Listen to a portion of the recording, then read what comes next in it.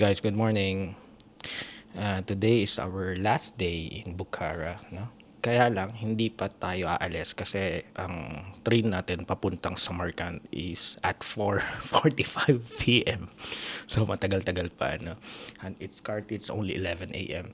So ubusin natin yung oras dito, pupunta tayo sa restaurant, yung Plov Bukhara, yung sinuggest ng seatmate ko sa train. Ang ganda ng restaurant to. Ito yung ceiling nila. O,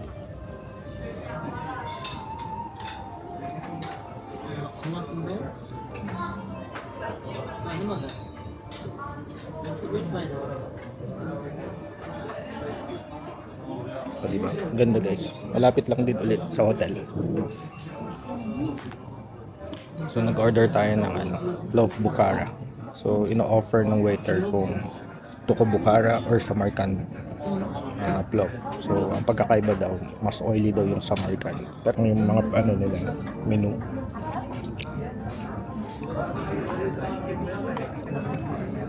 Salad, bread, drinks, main, Plov. Ito ang Plov ng Bukhara. Raisins, carrots, nasan yung boiled egg? Nasa loob guys. So ito yung salad nila, then coke. Sige, kain muna tayo guys, ha. Guys, nagdadatingan na yung mga dumadami na sila. Kasi na, lunch time na. Kain na sila. Ay, ano ba? Ayan guys, puro mantika. Pero masarap. Kakatapos lang natin kumain dito sa The Plov Restaurant, no? Grabe, maganda yung interior design nila. Ito. Kung titignan mo sa labas, parang wala lang. Daming dish, daming makain. Eh, hindi ko alam saan tayo pupunta ngayon. Aliwalas pa rin guys, kahit din itong katanghali, 1:20 na. Yeah, punta tayo sa Bukhara Mall. Tingnan natin kung anong itsura ng mall nila. Yeah. Natatandaan nyo yung yung 'di ba hindi ko mahanap yung address doon ng hotel. Tapos bumaba ako doon sa parang kung sa feeling ko na malapit doon sa Ulugbek Hotel. Ito pala yung Bukhara Mall. Bukhara.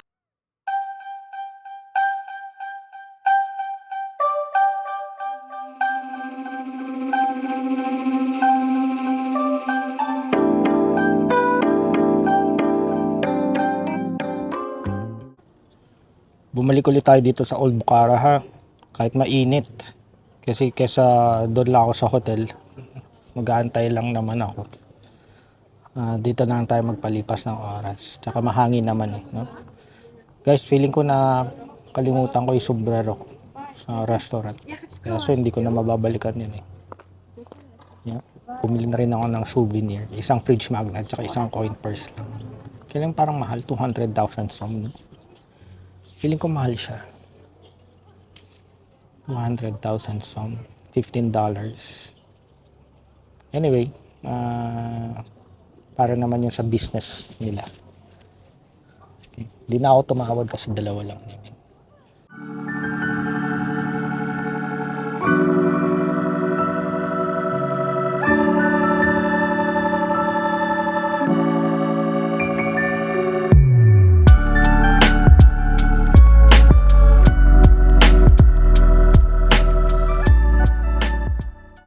Hi guys, nakabalik na tayo dito sa hotel. Nakuha na rin natin yung luggage natin. Nasaan ba? Yan. So, magpapaalam na tayo sa neighborhood ng Ulugbek Hotel. Yan. Antay na tayo ng Yandex Go. Okay? Parating na tayo dito sa train station nila. Guys. Okay? Pakita ko. Yeah. So, nandun. Ayan, dyan tayo galing 3 days ago. Yan, Buksoro Vokzal. Right?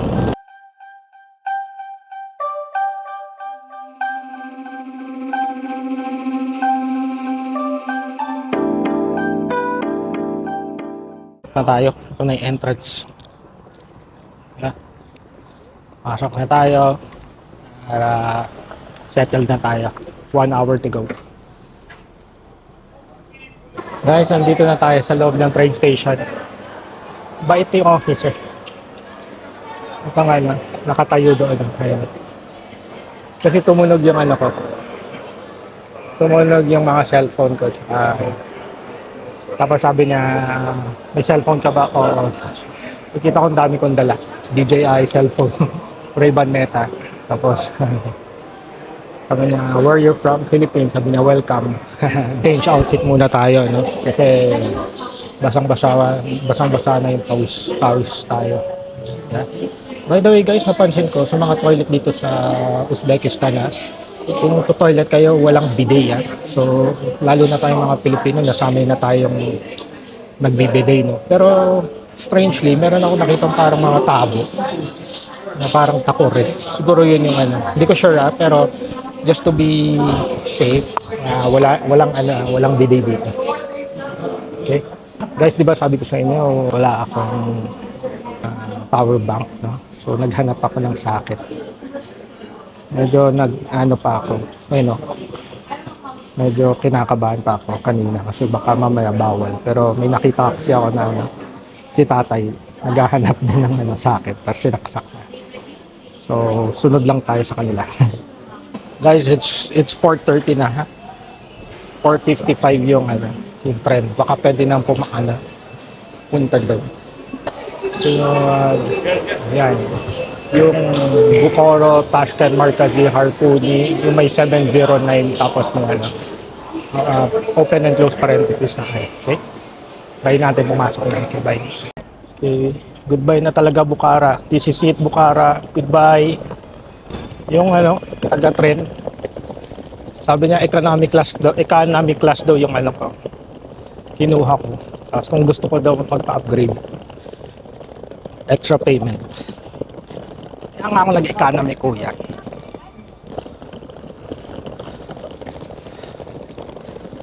Goodbye na talaga. Ulit-ulit.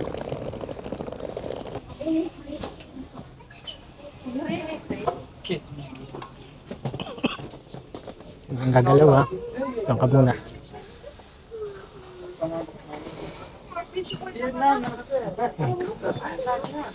Here. Dito tayo. 5. Try na tayo, ha. Yan. Window seat. Parehas lang din. Meron din siyang ito. Pero wala naman tayong pagkain. Okay. Guys, mukhang wala ata ako magiging katabi. Yes. See you in Samarkand, guys. Guys, napansin ko, meron palang sasakit dito. Sa ilalim. Dito. Ayun. Ito. Saksakan. To charge tayo mamaya. Okay, guys. See you in Samarkand. Bye-bye, Bukhara.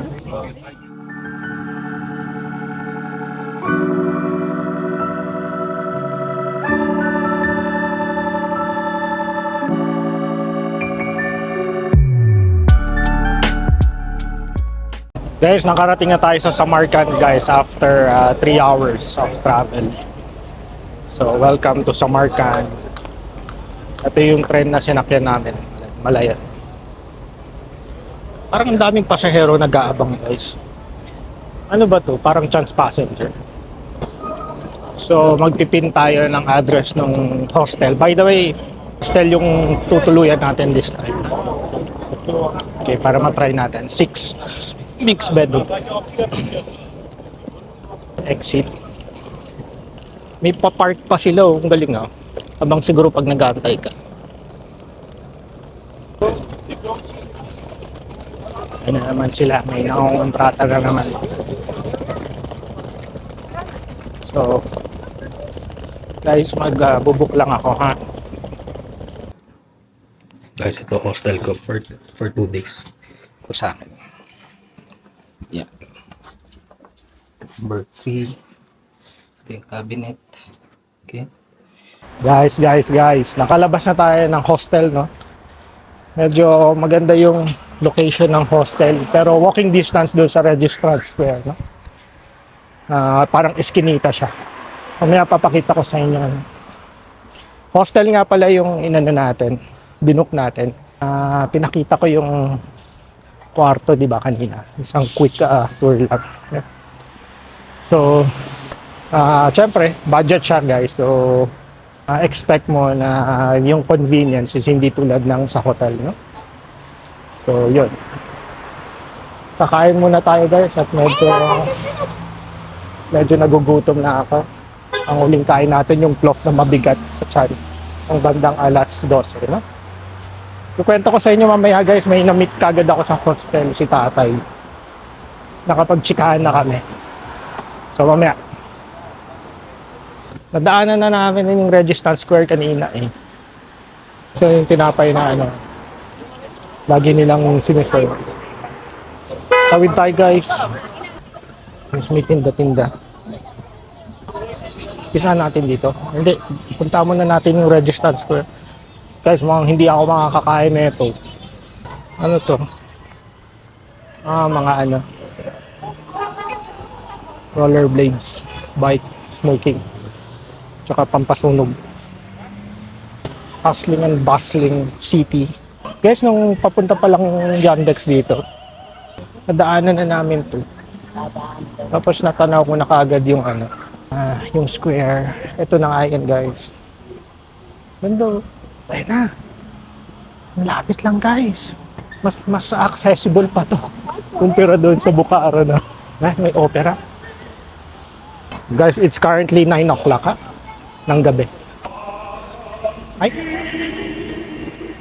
Sa Markan. Cultural capital of Islamic world. Baka siya yung kumakanta. Ay. Guys, ang ganda. Grabe. Pwede kayang pumasok.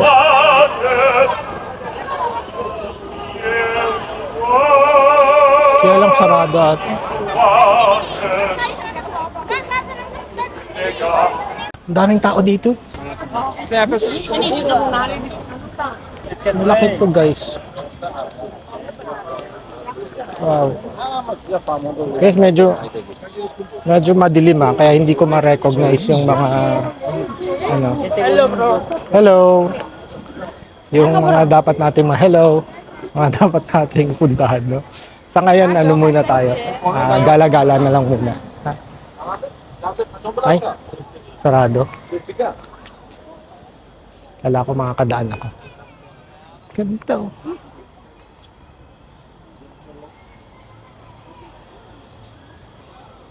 Ngayon, yung mga pinatayo nila Amir Timur at ni Ulug Bek, yun yung i-identify natin bukas pag may araw. Kaya lang kasi nakasarado. Yep. So ngayon, chill na lang muna tayo dito sa Registrant Square. Guys. At lakad, tapos hanap ng makakainan. Alam mo, pansin ko ang mga Uzbek may hilig sa park. Pati pa sila. Sa Pilipinas kasi, di ba, more on malls tayo. Sa bagay, kasi nga mainit sa atin.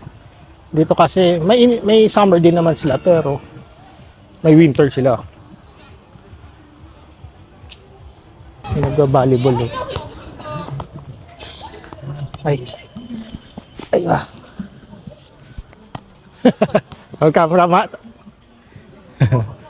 Alam niyo guys, first time ko nakitang may nagba-volleyball. Wala bang mga pasok sila? Alas 9 na. Dami pa ring tao. Ano kaya? Meron na namang ganap dito. Ito yung park na guys, yung sabi ko na punta muna tayo doon sa May perya guys. Tignan natin. Bodybuilder.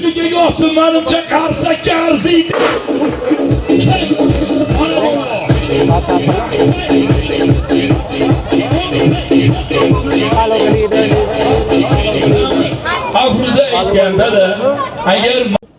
Guys, nalihis ata ako ng ng daan. Kasi natatandaan niyo yung perya, di ba? Yung batang nagbuhat. So, diniretso ko yun.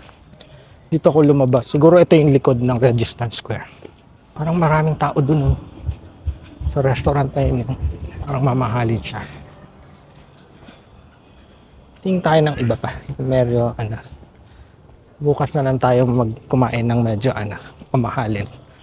Ganyan, kakatipid, tas biglang, mapapamahal din. Guys, likod nga ito. Likod nga ito, guys. Bukas siguro, gising tayo maaga. Kasi may event eh. Sabi nung kaibigan ko, guys, may concert daw si Craig David kanina dito. $750 daw ang ticket. O, di ba? Ibang klase, no? Si Craig David. Rewind.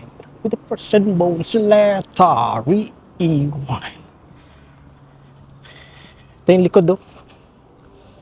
Pero, parang ang layo, guys. Sensya na. Lakad na naman tayo ng malayo. Sabi, nakakatuwa dito sa bansang to. Napaka-safe din. Tapos maliwalas pa. Tapos palabati pa sila. Sarap pa ng pagkain. Kaya lang mabigat. Mabigat ang mga pagkain. Yung mga lokal dito pala, guys. Di ba yung plof? Yung plof may kanin na yun. Tapos may horse meat, may beef. Tapos may quail egg. Tapos mamantika. Kakain pa sila ng tinapay, yung bread nila. Napunta tayo sa madilim na part ng saan tayong ilaw? Kinabahan naman ako. Akala ko kung Sabi ko, bakit parang mailaw dito? Pub. Ba? May inuman. Kinabahan ako, guys. Akala ko sa parang daming kandila. Mga pailaw lang pala yun. Kaya guys, kain muna tayo. May nakita akong pizza. Pizzahan. Tawid tayo. Tayo ng underpass. Ayan. Ayan yung mga menu nila. Guys, ito yung local pizza nila. Bellissimo Pizza. Baracali Combo. Ayan. Ito pa. Try natin. Okay, guys. Nantay tayo ng order natin. 102. Order ako ng pizza, Pepsi, fries. Yun na tayo, no? So, kwento ko sa inyo, guys, kanina. So, nung palabas na ako, may medyo may edad. Magpipi pa sa labas ng hostel. So, binati ko. Tapos, binati din niya ako, no? So, sabi niya, taga saan daw ako? Sabi ko, taga Pilipinas. Tapos, tinanong ko siya, taga saan siya? Sabi niya, originally from Iran daw siya, pero ngayon, sa Denmark na siya nakatira at citizen na siya doon, no? Tapos, guys, ang galing ni tatay. Ang pangalan pala niya, kalimutan ko yung pangalan niya. Yung pangalan niya? Madali lang eh. Nakalimutan ko na naman. Mamaya, guys, pag naalala ko na naman, sad siya na may mental block na naman ako. So, yun nga. Sabi niya, nagka-travel daw siya around the world. So this time, Tajikistan, tapos Uzbekistan. Tapos, pero babalik na daw siya ng Denmark kasi summer na sa Denmark. So, maganda ng weather. So, nagtanong siya sa akin kung kailan pwedeng magandang mag-travel sa Philippines. So, sabi ko, actually, April lang maganda. Summer, pero hindi pa ganun kainitan. Yeah. Sabi ko din, check niya kung sa October, November, September, tag-ulan yun, August. Yeah? So, check niya kasi hindi siya mag-enjoy pag tag-ulan. Sabi niya, nga daw, hindi daw siya mahilig sa ulan. Yeah? Tapos yan. Dapat daw nag-bullet train daw ako. Kasi nga daw parang sayang yung oras ko. So sinabi ko nilang na hindi ko alam na may speed train pala. Kasi siyempre tipid-tipid tayo, guys, no? Diba? Oo, may edad na rin si tatay. Parang travel siya around the world. Tapos sabi niya, Ayaw daw niya ng paspasan na travel. Gusto niya yung ano, parang dito ata sa Uzbekistan naka isang buwan, sorry. Sabi ko, wow, dahil pera ni tatay, dahil na orasan na. So yun, ayos din naman. Guys, kain na tayo guys. Parang masyadong nakatutok yung ilaw. Sensya na, parang nakatutok yung ano, ilaw. Nananakot ka rin. So yeah, may fries, may pizza, pepperoni to. Then, ano isa? Chicken fillet. At may dalawang sauce. Diba? Cheers guys. Walang ketchup. Baka yun yung may bayad.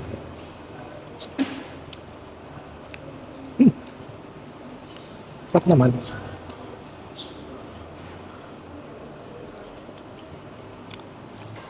Okay naman. Guys, 60,000 som lang tong ano, in order ko. Mura.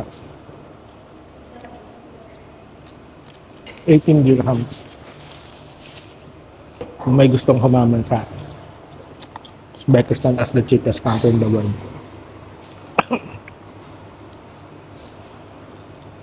Lumabas na kayo. Kung meron. Guys, tapos na tayo kumain. Thank you Lord. Nabusog po ako. Saan tayo pupunta? Ayun, so yun nga, si tito mo, yung nakausap ko nga. Galing naman niya. Pero may edad na din siya. Talagang gusto nila mag-travel around the world. Baka mamaya ganun na rin ako. Or baka mamaya same age pala kami, no? Hindi, pero mukhang may edad naman. Parang rehearsal lang ata to.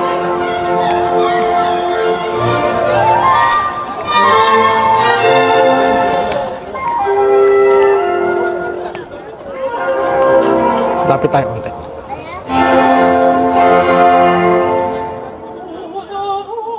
Samarkand, capital of Islamic culture. Islamic world pala, sorry.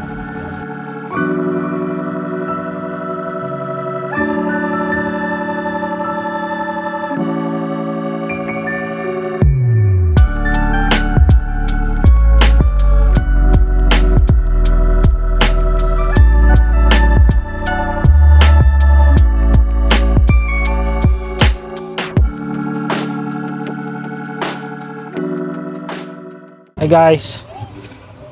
Ninig nyo pa rin yung yung opera. Lumayo-layo muna ako. Walang pagkakataon talaga na pwedeng lumapit doon, may gwardiya. Bukas na lang tayo babawi. Ha? Guys, may nakita akong dito. Sino kaya to? Ito. Ay, sorry. Sino to?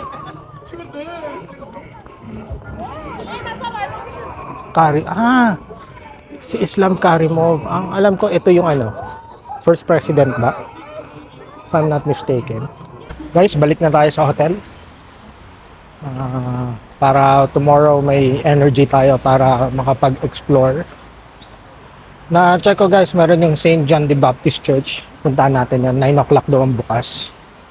Then, explore natin tong Registrar Square na may araw. Yeah. Plus yung iba pa. So guys, balita ako kayo bukas. Good night. Guys, buhay na buhay pa rin ang kalsada nila. Alas 11 na ng gabi. Registon Sweet Cake, Pepsi Unit Market, Pure Milky. Guys, napansin ko, halos lahat ng convenience store nila, nasa labas ang mga refrigerator. Paano pag winter? Pag nag-snow. Aga pa naman, alas 11. Lakad-lakad lang tayo konti. Yan, lakad-lakad ka na naman ha. Tapos mamaya, maliligaw ka na naman. Again, part yan ng ating travel. Ang maligaw. Basta hindi tayo maliligaw na makarating tayo ng Tajikistan guys. Okay na yan. Ay, ang cute ng sasakyan, oh. Vintage. Ah, ito pa. Grabe. Ito yung Heartland Hotel. Kita nyo guys. Yan, yung may kulay green. Yan pala yan, Tanur Heartland. Okay, hindi na tayo maliligaw. Ay, may patay kwando. Guys, alam mo, nakausap ko yung ano, di ba? Yung mga friends ng friend ko. Sabi ko, anong number one ano nyo, sports nyo? Football daw. Anong sunod? Boxing daw. Sabi ko, anong sunod? Karate. Anong sunod? Judo. Ano pa? Wrestling. Sabi ko, ano to? Sanay kayo sa bugbugan. Pero, kahit naman na ano, mukhang seryoso lagi yung mga Uzbek, no? Or, mukhang seryoso lagi. Poker face. No emotion. Pero mababait naman din sila. Maayos naman din kausap, no? Ayun na naman, no? Yung mga fridge. Saka parang safe, no? Iniiwan lang nilang ganyan. Merong ano, bakal. Okay, safe nga dito, di ba, guys? Assalamualaikum. Ang bait nila, guys. Palabate. Actually, ako unang bumate kasi nakatingin siya sa akin. Nigora shop. Ay, walang tawiran ko. Pag doon wala, balik na tayo. Ayaw kong tumawid ng ganyan kami. Tawid ka ganyan kami bilis. Magdawin. Ayan, may stoplight dun sa dulo. Ano ba? Ay, saan kayo pupunta?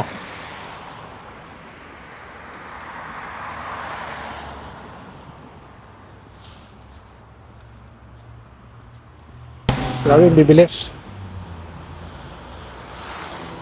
Okay guys, ito na talaga. Salamat sa pagsama sa inyo. Pagsama sa akin. Pagsama sa inyo. Salamat sa pagsama sa akin guys. Sa ating mahabang biyahe. Bukas pupunta tayo ng may araw sa mga tourist spot dito. Ha? So, ingat kayo palagi. Good night. Bye. Share ko lang sa inyo. Bumili ako ng ano, no? Ng sabon tsaka ng ano, wet wipes. Just in case. Kasi hindi ko sure kung may libre bang sabon or shampoo sa hostel, pero tatanungin ko mamaya kasi kanina nung naligo ako shampoo lang yung nandoon, so nabasa na ako, so ginawa ko na lang body wash yung shampoo, for one time lang naman. Kasi pagkabili ko may nadaanan akong dalawang malaking mama may edad, so binati ako, assalamualaikum. Sabi niya, how are you? Where are you from? Philippines. Are you okay? Yes. Very good. Which hotel? Heartland. Okay, you're okay, you know? Yeah. Yeah. Very good. So, Uzbekistan #1? Yes, Uzbekistan #1. Ang bait nila no? Kala mo lang nakakatakot pero napaka-approachable. Kaya try talaga nilang kausapin ka. Anyway, yun lang guys. Continue na ulit ako sa paglalakad. Naikwento ko lang naman. Ay, by the way guys, yung kinikwento ko sa inyo kanina, yung Iranian, born in Iran but citizen niya is Denmark. Kian pala ang pangalan ni tatay. Okay? Yun lang naman guys. Bye. So na tayo sa Eskinita. Kung makikita nyo yung kulay green na ilaw, yan yung Heartland Foundation. Dug, dug, dug. So yun lang naman guys. Salamat. Last na talaga to. Totoo na to. Thank you. Good night.